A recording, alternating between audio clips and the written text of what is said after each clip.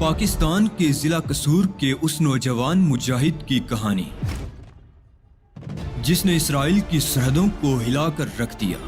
اسلام کی بقا کی جنگ لڑنے والے اس مجاہد کی طویل داستان سننے سے پہلے چینل کو سبسکرائب کیجیے تاکہ کہانی کی تمام ترقصات آپ تک ہمیشہ پہنچتی رہیں۔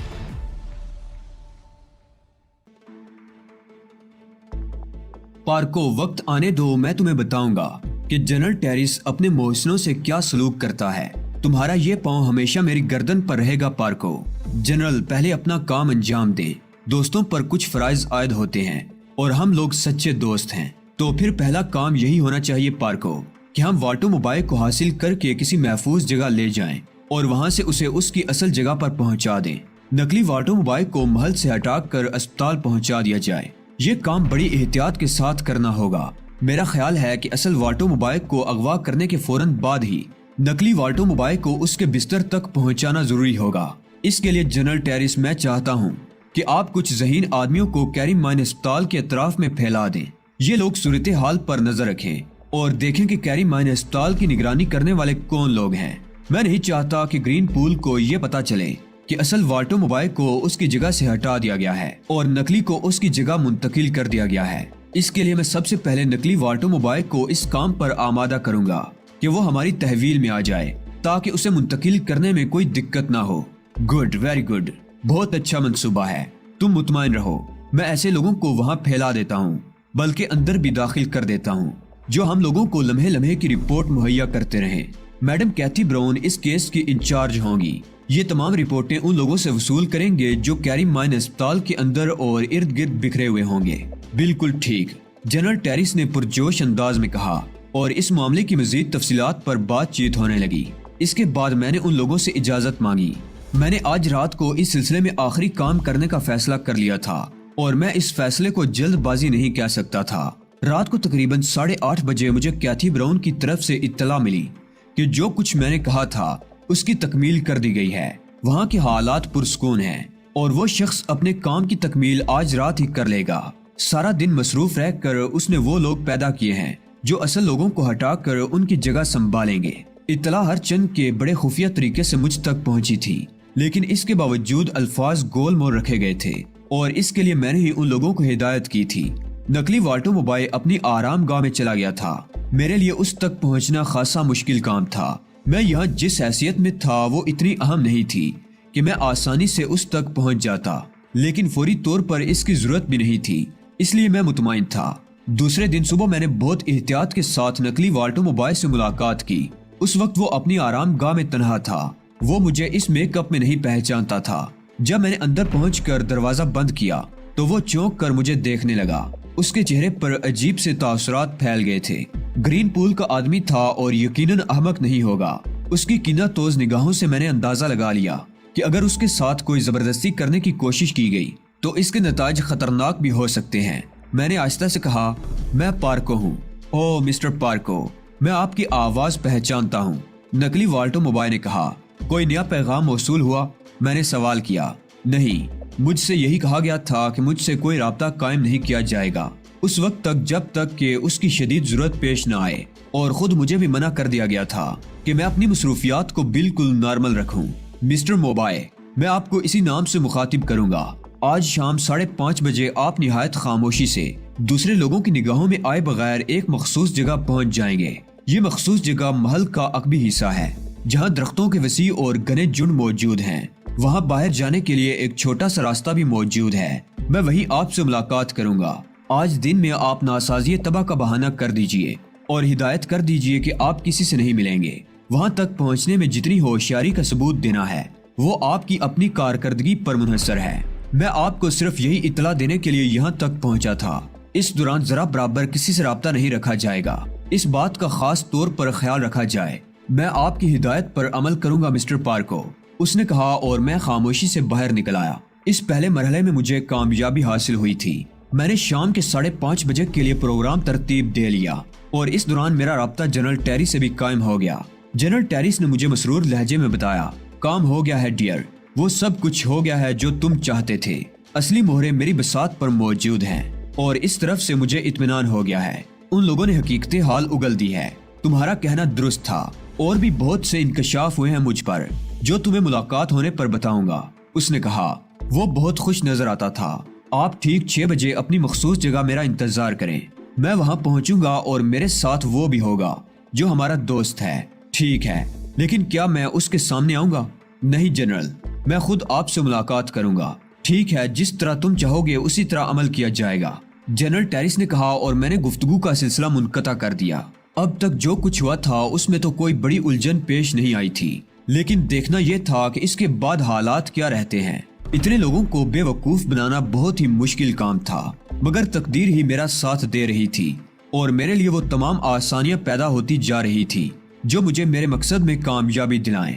بقیہ وقت اپنے پروگرام کی پلاننگ کرتے گزارا، اور پھر میں مقررہ وقت پر نہایت احتیاط سے باہر نکل آیا۔ ایک بند گاڑی حاصل کی اور لوگوں کی نگاہوں سے بچنے کے لیے ایک اور راستہ اختیار کر کے بالآخر عقبی دیوار کے اس حصے تک پہنچ گیا جہاں وہ دروازہ کھلتا تھا جو اس وقت میرے لیے انتہائی کارآمد تھا۔ 5:30 بجے میں اندر پہنچا تو درختوں کے جھنڈ میں نقلی والٹو موبائل کو موجود پایا۔ میری شکل دیکھتے ہی وہ باہر نکل آیا تھا۔ میں نے اسے اشارہ کیا اور وہ پھرتی سے میری گاڑی میں آ بیٹھا۔ میں نے گاڑی سٹارٹ کر کے آگے بڑھا دی تھی۔ بند گاڑی میں رنگین شیشے لگے ہوئے تھے، اس لیے دیکھے جانے کا خطرہ نہیں تھا۔ راستے میں ہی والٹو موبائل کو وہ سب کچھ بتا دینا تھا جو اس سلسلے میں ضروری تھا۔ اس نے مجھ سے خود ہی اس سلسلے میں سوال کر لیا۔ میرے لیے اور کیا حکم ہے مسٹر پارکو؟ تمہیں اب ایک نہایت اہم کردار ادا کرنا ہے۔ دراصل والٹو موبائل کی حیثیت سے تمہارے بارے میں یہاں کچھ شکوک و شبہات پیدا ہو گئے ہیں، اس لیے فوری طور پر تمہاری جگہ تبدیل کرنا ضروری سمجھا گیا۔ اوہ، یقیناً ایسی ہی بات ہوگی۔ یہاں ایک ہسپتال ہے جو کیری مائن کے نام سے مشہور ہے۔ اصل والٹو موبائل کیری مائن ہسپتال کی کمرہ نمبر 120 میں ایک مریض کی حیثیت سے داخل ہے۔ اسے وہاں سے ہٹا دیا جائے گا اور تمہیں اس کی جگہ لینی ہوگی۔ اس کے بعد تمہیں اپنی ذات کو بھی یقین دلانا ہوگا کہ تم ہی اصل والٹو موبائل ہو، بالکل اسی طرح جس طرح تم یہاں کام کرتے رہے ہو۔ کوئی بھی فرد تم سے کسی سلسلے میں کوئی سوال کرے، تم والٹو موبائل کی حیثیت سے ہی اسے ٹریٹ کرو گے۔ یہ بے انتہا ضروری ہے اور اس پر ہماری کامیابی کا انحصار ہے۔ آپ مطمئن رہیں۔ بظاہر تو یہاں بھی مجھے ایسا کوئی جول نظر نہیں آیا تھا اپنے کردار میں کہ کسی کو مجھ پر شبہ ہو سکتا، لیکن آپ کی ہدایت کے مطابق مزید احتیاط کروں گا۔ اس وقت کیا مجھے کیری مائن ہسپتال لے جایا جا رہا ہے؟ ہاں، درمیان میں کچھ اور انتظامات بھی کرنا ہے جو ضرورت کے مطابق ہیں، میں نے کہا، اور والٹو موبائل کا ہم شکل خاموش ہو گیا۔ تھوڑی دیر کے بعد میں اس جگہ پہنچ گیا جہاں مجھے جنرل ٹیریس سے ملاقات کرنا تھی۔ میں نے اسے وین ہی میں بیٹھے رہنے کو کہا اور خود جنرل ٹیریس کے پاس پہنچ گیا۔ جنرل بے چینی سے میرا منتظر تھا۔ میں نے آہستہ سے کہا، ہمارا شکار آ گیا ہے جنرل، میں نے اسے ضروری ہدایات دے دی ہیں۔ گڈ، اسے کوئی شبہ تو نہیں ہو سکا؟ نہیں جنرل، مطمئن رہو، وہاں وہ اپنا کردار بخوبی انجام دے گا، اور گرین پول کے لوگ بھی یہ نہیں جان سکیں گے کہ والٹو موبائل تبدیل ہو گیا ہے۔ گڈ، بہرطور تمہاری ہدایت کے مطابق میں نے کیری مائن ہسپتال میں اس کا بندوبست کر لیا ہے کہ اصل والٹو موبائل کو کمرہ نمبر 120 سے نکال لیا جائے۔ اس سلسلے میں جو پروگرام ترتیب دیا گیا ہے وہ یوں ہے کہ میرے 3 آدمی اندر موجود ہیں۔ والٹو موبائل کو بے ہوشی کا ایک انجیکشن دے دیا جائے گا، اور اس کے بعد وہ لوگ اسے اسٹریچر پر لے کر ایک چھوٹا سا سفر کریں گے، اور وہیں سے دوسرے اسٹریچر پر نقلی والٹو موبائل کو اس کے کمرے میں پہنچا دیا جائے گا۔ یہ کام آپ نے بلا شبہ بہترین کیا ہے جنرل، میں نے پرمسرت انداز میں کہا، اور اس کے بعد ہم وہاں سے روانہ ہو گئے۔ جنرل ٹیریس الگ سے آ رہا تھا۔ میں وین ہی میں نقلی والٹو موبائل کے ساتھ تھا اور اسے مزید تفصیل سمجھا دی تھی۔ وہ بیچارہ مطمئن ہو گیا تھا۔ میری جگہ کوئی اور شخصیت ہوتی تو گرین پول کے اس ذہین آدمی کو دھوکہ دینا آسان کام نہیں تھا، لیکن تہذیب مالکم ایکس نے میرے لیے ایسی فضا پیدا کر دی تھی کہ کہیں بھی مجھے اپنے کام میں کوئی دقت نہیں ہو رہی تھی۔ یقیناً اس لڑکی کے دل میں میرے لیے بہت خلوص موجود تھا، لیکن افسوس، میں جو کچھ کر رہا تھا وہ اس کی توقع کے برعکس تھا۔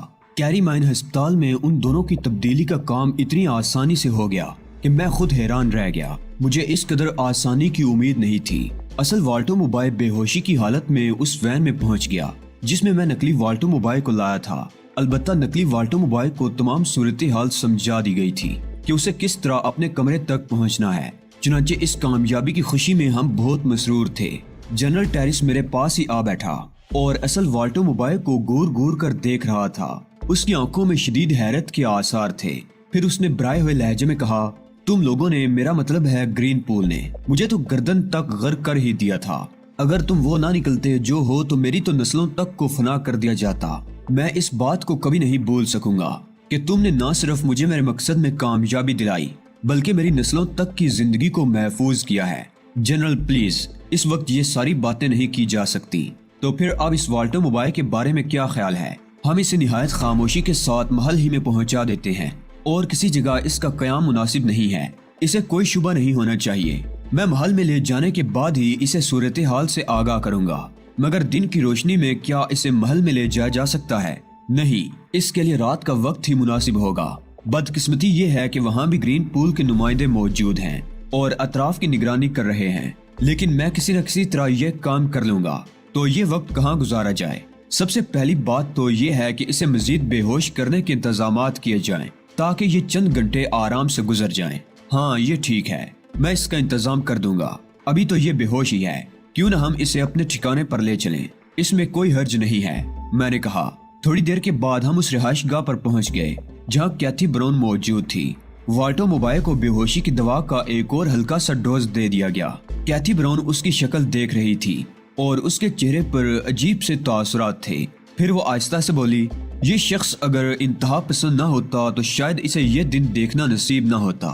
وقت مقررہ پر میں نے دوبارہ اپنے کام کا آغاز کر دیا اور والٹر موبائل کو اس وین میں لے کر چل پڑا۔ وین میں نے محل کے پچھلے حصے میں کھڑی کی اور اس کے بعد والٹر موبائل کے بے ہوش بدن کو سنبھالے ہوئے ان جھاڑیوں میں آ گیا جہاں سے بآسانی کسی کو پوشیدہ کیا جا سکتا تھا۔ یہاں اسے احتیاط سے لٹانے کے بعد میں نے دروازہ بند کیا اور وین کو لے جا کر اس کی اصل جگہ پر کھڑا کر دیا۔ پھر صحیح راستے سے محل میں واپس آیا۔ محل کی صورتحال بالکل نارمل تھی، کوئی تبدیلی نہیں تھی۔ لوگ اپنے اپنے کاموں میں مشغول تھے۔ جن نمائندوں کے بارے میں مجھے بتایا گیا تھا وہ اپنے اپنے ٹھکانوں پر تھے۔ میں نے سب سے پہلے انہی کے بارے میں معلومات حاصل کی کہ ان لوگوں کی موجودہ پوزیشن کیا ہے، اور مجھے بہت جلد اندازہ ہو گیا کہ حالات میرے لیے ناسازگار نہیں ہیں۔ والٹر موبائل کے خصوصی کمرے کے سلسلے میں بھی میں نے کچھ اہم پروگرام ترتیب دیے تھے۔ اسے وہاں سے یہاں تک اٹھا کر لانا خاصا مشکل کام تھا، لیکن میں نے اس مشکل پر بھی قابو پا لیا۔ جب میں نے بغیر کسی دقت کے والٹر موبائل کو اس کے بستر پر لٹا دیا تو مجھے سکون کا احساس ہوا۔ میں نے ایک اور اہم کام کر لیا تھا۔ اس کے بعد مجھے اس وقت تک یہاں رکنا تھا جب تک والٹر موبائل کو ہوش نہ آ جائے۔ میں صبر و سکون کے ساتھ اس کے ہوش میں آنے کا انتظار کرتا رہا۔ رات کو تقریباً 11 بجے والٹر موبائل ہوش میں آیا۔ وہ چند لمحے تک پڑا چھت کو گورتا رہا اور پھر اس کے اندر تحریک پیدا ہوئی۔ دوسرے لمحے وہ اٹھ کر بیٹھ گیا تھا۔ میں اس کے سامنے ہی موجود تھا۔ اس نے مجھے دیکھ لیا اور مجھے گورتا رہا۔ پھر اس کی بھرائی ہوئی آواز ابھری، تم یہاں کیا کر رہے ہو فلائٹ؟ میں اس کے قریب پہنچ گیا۔ والٹر موبائل کے چہرے پر شدید حیرت کے آثار تھے۔ میں نے مسکرا کر کہا، سوری مسٹر موبائل، میں فلائٹ نہیں ہوں۔ کیا مطلب؟ آپ مجھے پارکو کے نام سے مخاطب کر سکتے ہیں۔ او پارکو یعنی گرین پول۔ جی ہاں، آپ نے صحیح سمجھا، لیکن تم فلائٹ کی شکل میں کیوں نظر آ رہے ہو؟ آپ جانتے ہیں مسٹر موبائل کہ ہمیں آپ کے مقاصد کی تکمیل کے لیے کیسے کیسے مراحل سے گزرنا پڑ رہا ہے۔ کیا آپ خود کو یہاں دیکھ کر حیران نہیں ہوئے؟ تم حیرانی کی باتیں کر رہے ہو، میں پاگل ہو رہا ہوں، موبائل نے کہا۔ نہیں مسٹر موبائل، اپنے آپ کو پرسکون رکھیے۔ آپ کے لیے یہ ضروری سمجھا گیا کہ آپ محل میں آ کر اپنی پوزیشن سنبھال لیں۔ کیا مطلب؟ جس شخص کو آپ کی جگہ یہاں رکھا گیا تھا اسے یہاں سے ہٹا کر وہاں پہنچا دیا گیا ہے جہاں اسے ہونا چاہیے تھا، اور آپ یہاں واپس لے آئے گئے ہیں۔ لیکن بے ہوش کر کے کیوں؟ بس حالات اس کے متقاضی تھے۔ تم لوگوں نے میری عقل چکرا کر رکھ دی ہے۔ یہ بتاؤ اب میں کب تک اس مصیبت میں گرفتار رہوں گا؟ بہت مختصر وقت ہے مسٹر والٹر موبائل، آپ کی تمام مصیبتوں کا خاتمہ ہو جائے گا۔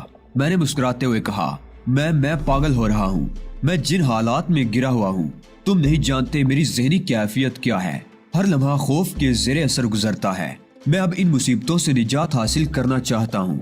نجات مل جائے گی مسٹر موبائل، بس کچھ اور صبر کر لیں، میں نے مسکراتے ہوئے کہا۔ مگر مجھے تعجب ہے کس طرح مجھے یہاں لے آیا گیا۔ مجھے ہوش کے عالم میں بھی یہاں لایا جا سکتا تھا۔ مسٹر موبائل پلیز، آپ اپنے ذہن کو زیادہ پریشان نہ کریں۔ آپ اپنے محل میں واپس آ گئے ہیں، یہ آپ کی اپنی رہائش گاہ ہے، اور پھر میں نے سنا ہے کہ آپ وہاں بہت بیزار بھی تھے۔ لعنت ہے اس ماحول پر، وہ کوئی جگہ تھی؟ مجھے زندگی کی کوئی سہولت میسر نہیں تھی۔ میں تندرست و توانا آدمی ہوں، ایک مریض کی طرح بستر پر پڑا تھا۔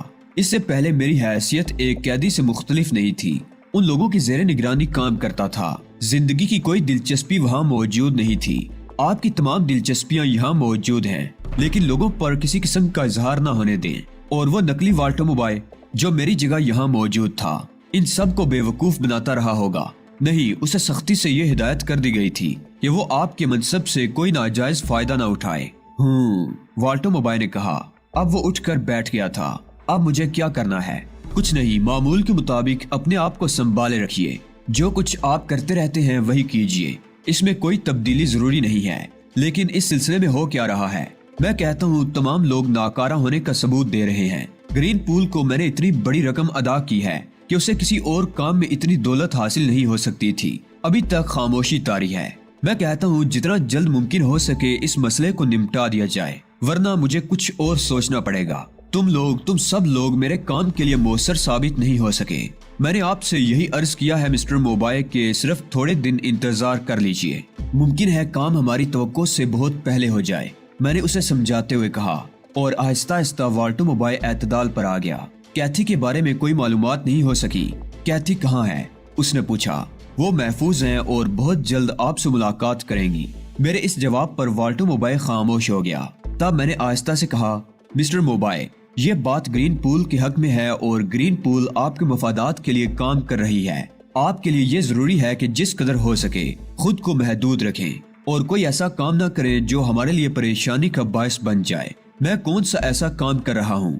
سب کچھ تمہاری مرضی کے مطابق ہی تو کر رہا ہوں۔ آپ اس دوران کسی سے رابطہ قائم نہیں کریں گے، کسی کو کچھ نہیں بتائیں گے۔ اگر گرین پول کی طرف سے کوئی پیغام آپ کو دینا ہوا تو اس کے لیے واحد ذریعہ میں ہوں گا۔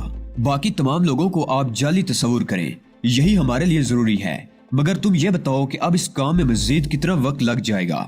میں نے عرض کیا تھا نا کہ اس کا کوئی صحیح اندازہ تو نہیں کیا جا سکتا، لیکن بس صرف چند دن اور اگر ان چند دنوں میں ان لوگوں نے کوئی کارروائی کی تو پھر میرا کیا بنے گا؟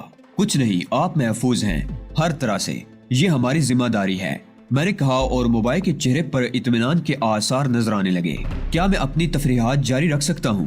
بسد شوق، آپ کو کسی بھی طرح اپنے آپ کو پریشان ظاہر نہیں کرنا چاہیے۔ ہم سب آپ کے گرد موجود ہیں، آپ کو سنبھالے رہیں گے، آپ اطمینان رکھیں۔ والٹر موبائل کو پوری طرح مطمئن کرنے کے بعد میں وہاں سے نکل آیا۔ میرا دل مسرت سے جھوم رہا تھا۔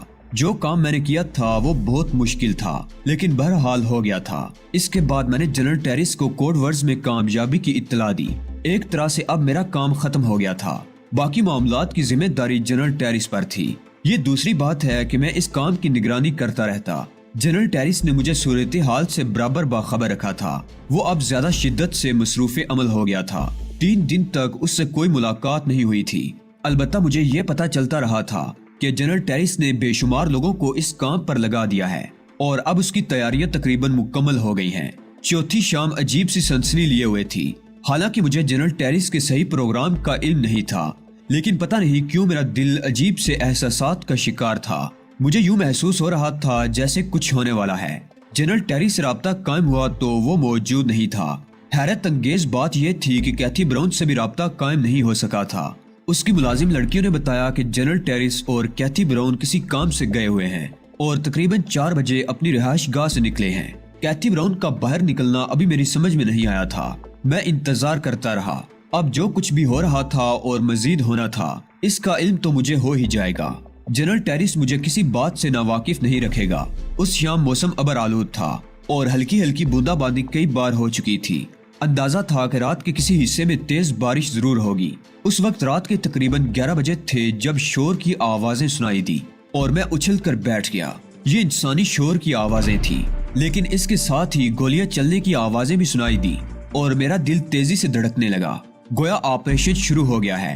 لیکن اچانک اس طرح آپریشن شروع ہو جانے کی وجہ میری سمجھ میں نہیں آ سکی۔ جنرل ٹیرس نے مجھے بھی صورتحال سے بے خبر رکھا تھا۔ آخر کیوں؟ میرے ذہن میں طرح طرح کے خیالات آنے لگے۔ مجھے یقین تھا کہ کچھ بھی ہو جائے جنرل ٹیرس میرے ساتھ فریب نہیں کرے گا، اس کا کوئی امکان نہیں تھا۔ اس کے باوجود اپنے تحفظ کا بندوبست کرنا ضروری تھا۔ میں اپنے کمرے سے نکل آیا۔ محل چھوڑ دینا اس وقت میرے لیے نہایت ضروری تھا۔ مجھے صرف اس وجہ سے کچھ تشویش ہو گئی تھی کہ جنرل ٹیرس نے اپنے پروگرام کی اطلاع مجھے نہیں دی تھی۔ وہ عقبی راستہ اس وقت بھی میرے لیے کارآمد ثابت ہوا جو پہلے بھی میرا معاون رہ چکا تھا۔ محل کے اندر شور بڑھتا ہی جا رہا تھا۔ میں محل سے نکل کر تیزی سے ایک سمت چل پڑا۔ اطراف میں لوگ جمع ہونے لگے تھے، گو ان کا محل سے فاصلہ کافی تھا۔ دھماکے شدید ہوتے جا رہے تھے۔ کافی دور آنے کے بعد میں نے ایک ٹیکسی روکی اور اس میں بیٹھ کر اس طرف چل پڑا جہاں فاخرہ یعقوبی سے ملاقات ہوئی تھی۔